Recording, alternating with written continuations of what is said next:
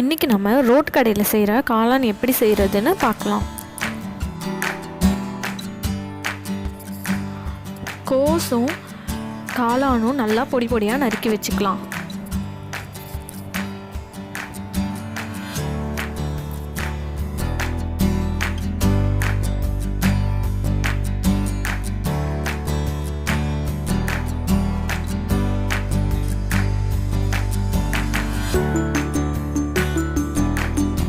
இது ரெண்டுத்தையும் நல்லா கலந்து விட்டுக்கலாம்.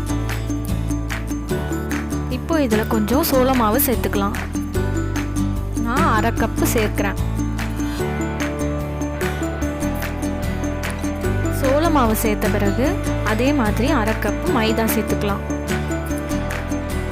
தேவையான அளவு உப்பு,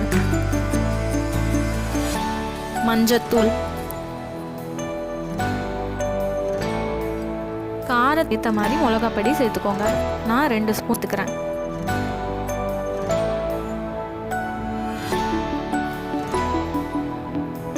அதுக்கப்புறம் கொஞ்சமாக கரம் மசாலா சேர்த்துக்கலாம்.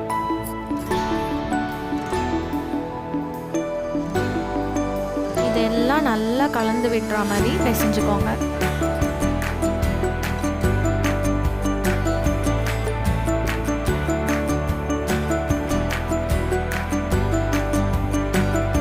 இப்போ இதில் கொஞ்சமாக தண்ணி சேர்ந்து கலந்துக்கலாம்.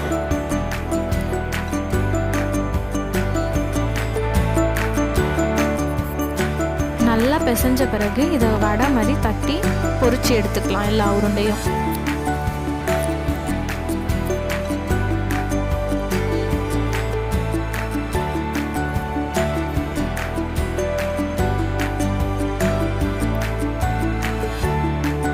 இது நல்லா ப்ரௌன் ஆகிற வரையும் பொரிச்சு எடுத்துக்கலாம்.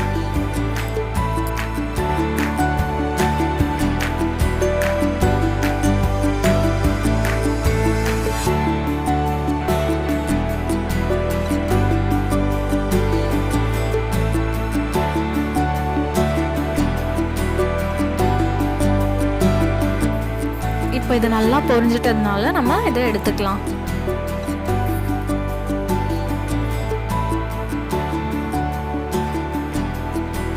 இப்போ பொரிச்சு வச்சது எல்லாத்தையும் நம்ம தூள் தூளாக உதிர்த்து வச்சுக்கலாம். இப்போ பேனில் எண்ணெய் சேர்த்து பச்சை மிளகாயை சேர்த்து வதக்கிக்கலாம்.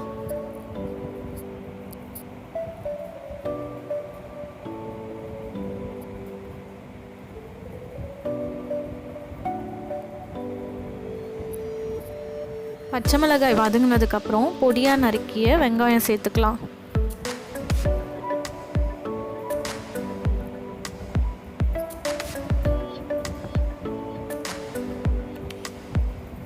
வெங்காயம் நல்லா பொன்னிறமாக வர வரைக்கும் வதக்கிக்கலாம்.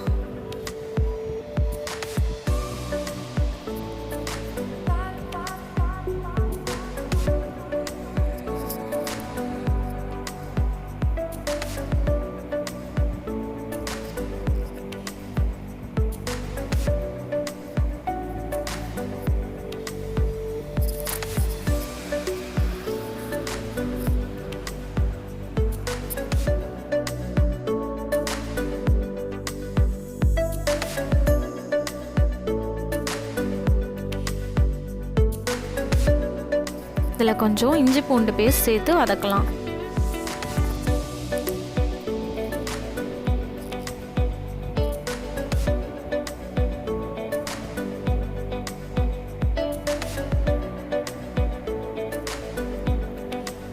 இப்போ இதில் தக்காளி பேஸ்ட்டை சேர்த்துக்கலாம்.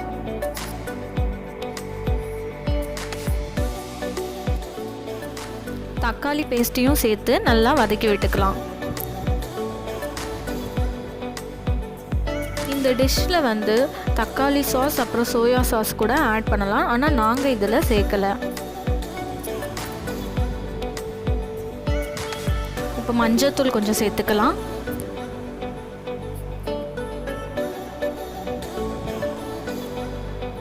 அது கூடவே மிளகாத்தூள்,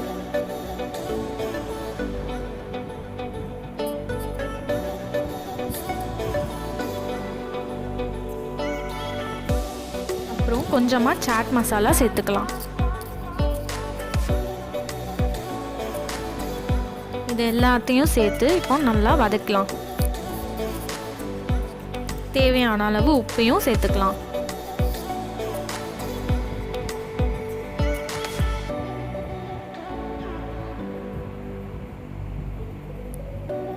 இப்போ நம்ம உதிர்த்து வச்சுருந்த அந்த வடைகளை இதில் சேர்த்துக்கலாம்.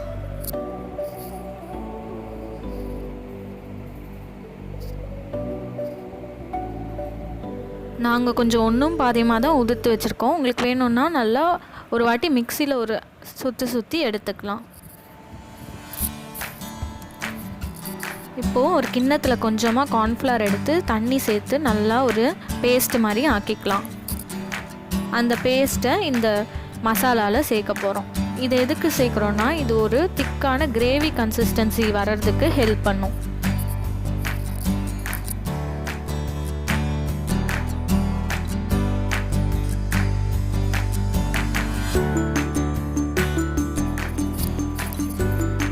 இப்போ இந்த கார்ன்ஃப்ளவர் பேஸ்ட்டை சேர்த்து நல்லா ஒரு 5 நிமிஷத்துக்கு வதக்கிக்கலாம். சாஸை ஆட் பண்ணிக்கலாம்.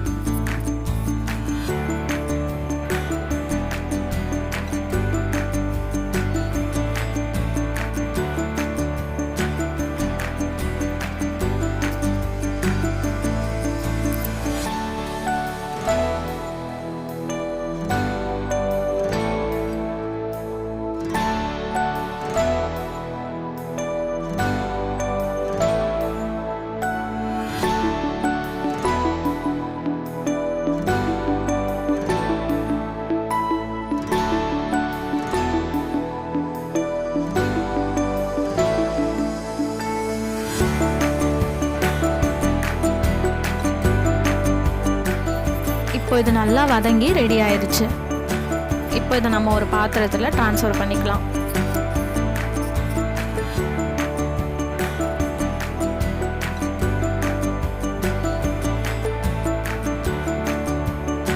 இப்போ இதில் ஒரு ½ லெமனை நம்ம புழிஞ்சு விட்டுக்கலாம்.